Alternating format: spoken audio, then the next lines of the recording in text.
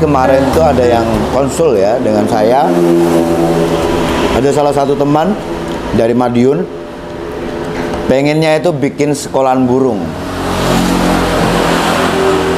Mas Anda gimana nih? Saya mau bikin sekolahan burung. Kiat-kiat apa yang perlu saya lakukan? Jadi kan dulunya saya juga kan sering ya bahas tentang sekolahan burung.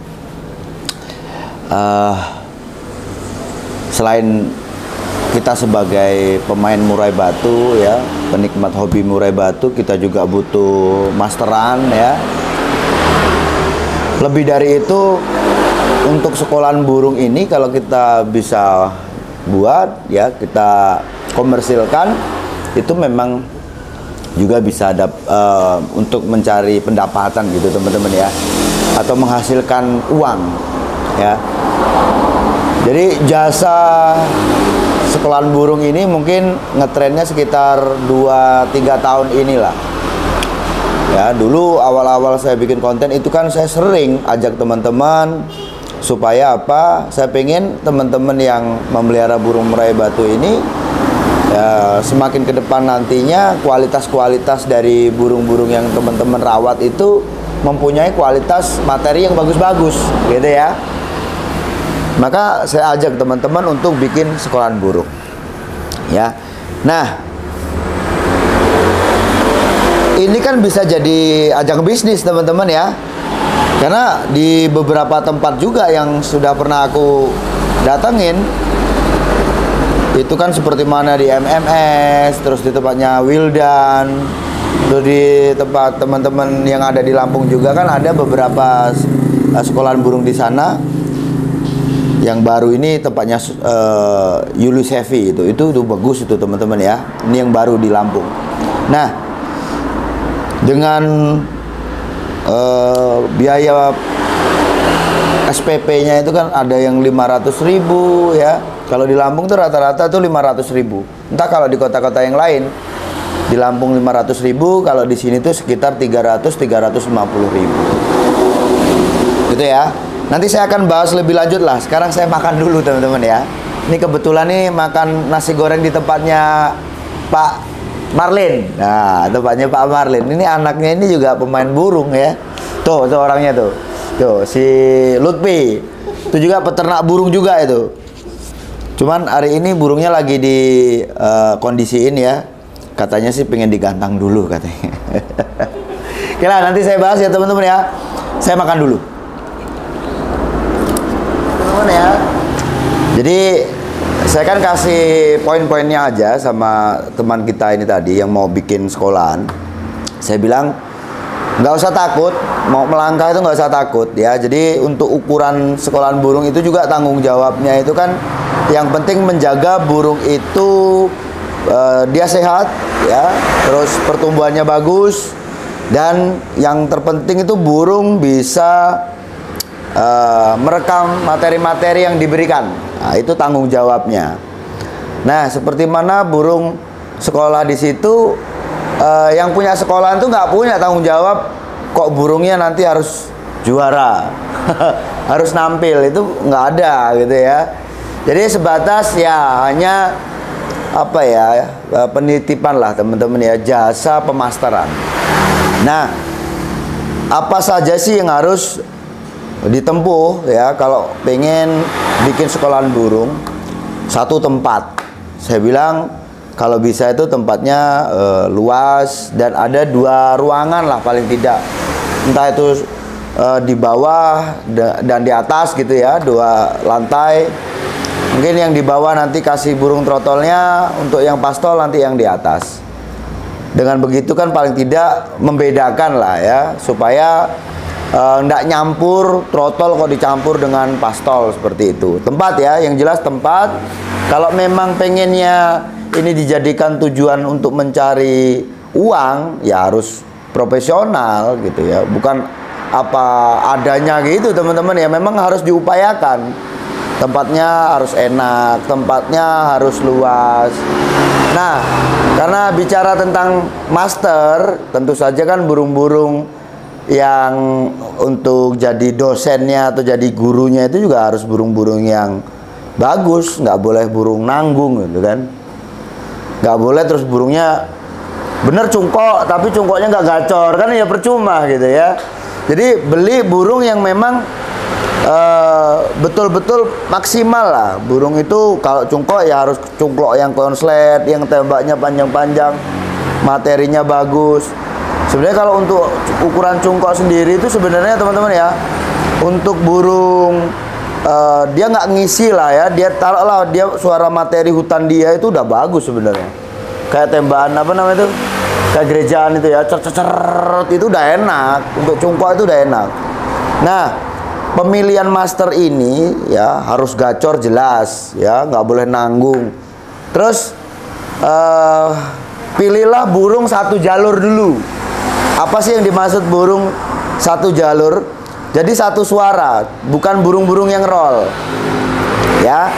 Karena yang diharapkan oleh teman-teman itu kan burung-burung yang bisa nembak. Pengertiannya seperti itu.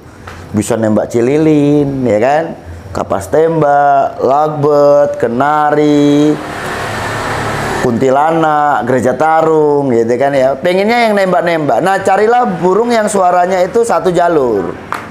Ya, cililin, lovebird, ya, dan burung-burung yang lain lah. Intinya yang satu jalur, satu suara. Nah, nanti untuk finishingnya, sewaktu burung itu mulai pastol gitu ya, itu baru nanti ditempel sama materi-materi atau guru master yang dia ngerol seperti cungkok, terus pentet, ya, kinoy, gitu teman-teman ya. Rata-rata sih ya, teman-teman yang tanya dengan saya, minta pendapat dengan saya, sebenarnya ini banyak yang pengen bikin sekolahan burung. Cuman ya itu tadi, ada keraguan, ada ketakutan.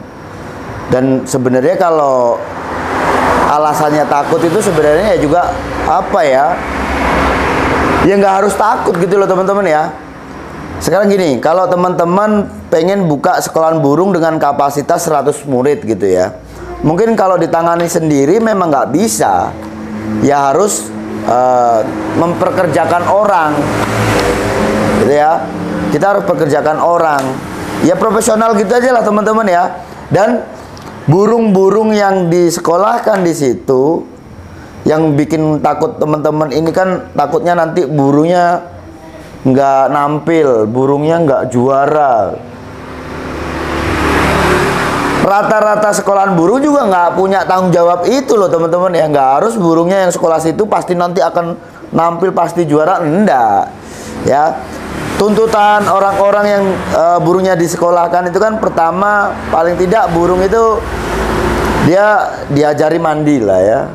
Poin-poinnya mungkin ketangkasan dia itu kan mandi, diumbar dia mau ya, burungnya mapan, itu yang dia minta. Terus yang terpenting materi-materinya bisa masuk ya kan? Jadi ya nggak harus 100 suara burung gitu juga enggak gitu ya. Paling tidak lah di antara masteran-masteran di situ 5 materi masuk lah. Ada tembakan panjangnya gitu kan. Nah, nanti itu buat testimoni. Pak, burungnya udah mau lulus nih gitu ya. Burungnya udah mengeluarkan suara kuntilanak, taruhlah seperti itu. Bisa keluarkan suara kapas tembak gitu, panjang gitu. Itu yang diminta sama orang-orang yang menyekolahkan burungnya di situ.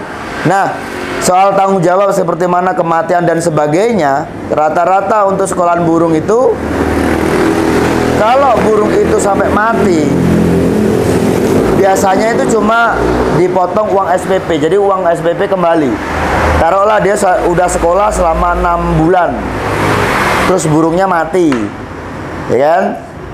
Nanti ya dikembalikan. Nggak terus dia harus tanggung jawab, wah burungnya dulunya belinya 10 juta, balikin 10 juta, nggak gitu loh teman-teman ya. Jadi mudah sebenarnya. Dan kalau memang teman-teman punya modal, ini bisa dijadikan bisnis gitu loh. Jadi sewaktu saya ngobrol sama Om Arif MMS itu ya, itu kan muridnya sekitar 80 burung.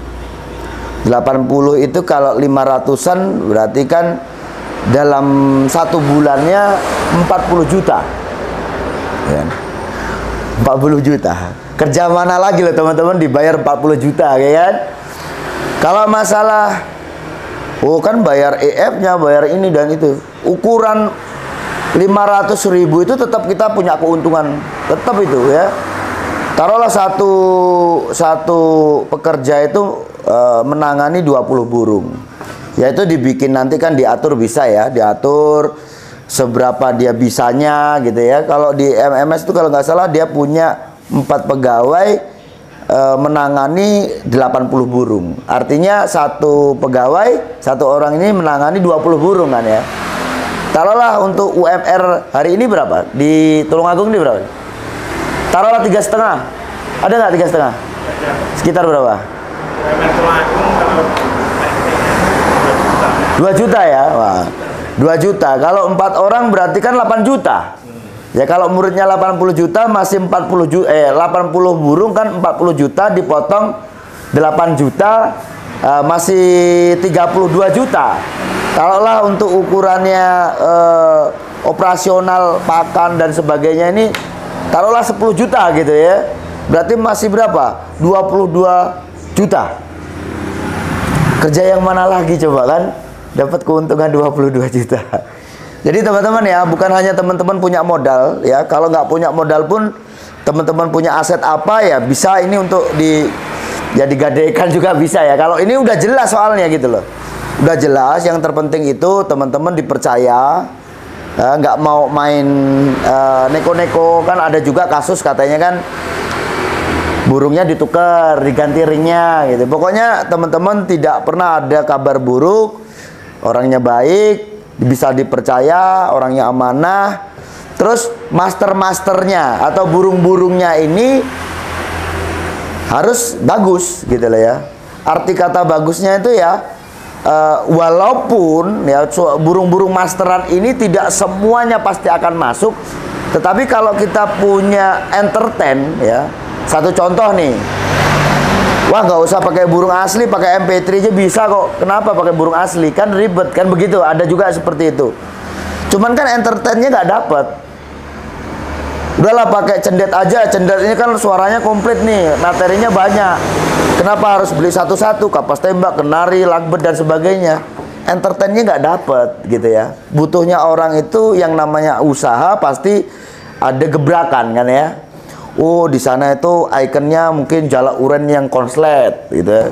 Tembakan jala urennya taruhlah gerejaan panjang. Yang sesuatu unik itu sesuatu yang mengesankan gitu loh. Di sana tuh gerejanya urennya bagus tuh. Ini nanti kalau burung saya niru ini tuh pasti istimewa gitu. Ada lagi mungkin Mongolian Lark. Tidak semua orang mampu untuk beli Mongolian. Ya, kalaupun ada uang pun kayaknya ini malas mau beli, harganya mahal 35 juta, 40 juta untuk ukuran masteran. Tetapi kalau teman-teman punya ya, itu bisa jadi gaya tarik kan, pengertiannya seperti itu. Ada lagi punya supama cililin yang konslet yang 20 detik sekali bunyi kayak punya saya itu kan ya. Nah itu sesuatu yang gaya tarik gitu loh. Jadi tapi yang utama itu kalau teman-teman mau bikin sekolahan ya, carilah masteran-masteran yang memang dia nggak nanggung, artinya dia gacor. Terus utamakan dulu burung yang sejalur atau dia suara asli tidak ada isian. Itu untuk didik burung-burung yang lagi trotol lah ya, biar dia punya nanti tembakan-tembakan panjang. Baru nanti untuk finishingnya kita bisa tempel dengan burung-burung yang dia bisa ngolah materi. Atau burung ngerol seperti cungkok, pentet, dan burung beranjangan, Mongolian itu bisa lah ya. Itu untuk menata irama lagunya nanti.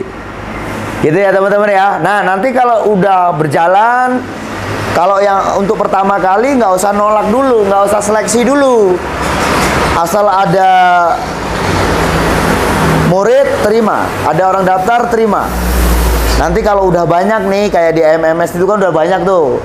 Orang tuh kalau mau sekolah di MMS itu antri. Punya apa giliran juga. Jadi kalau belum ada siswa yang keluar dia tidak mau ngambil. Kalau udah penuh dia nolak. Seperti itu ya. Jadi harus nunggu antrian. Itu ngantri sekolah di situ. Terus burungnya juga diseleksi. Kalau dirasa burungnya ini tidak punya karakter, dari throttle itu sebenarnya udah bisa dilihat. Oh, ini burung ini tidak punya karakter nih. Ya dengan halus harus ditolak. Kalau udah berjalan loh, maksudnya udah rame. Terus juga ada sortir burung jantan dan betina. Ada satu kasus juga ya. Jadi udah ngomong sekolahan burung, ternyata burung yang disekolahkan di situ udah 4 bulan lagi. Ternyata betina kan gitu ya. Jadi itu nanti ada filter seperti itu, harus disortir.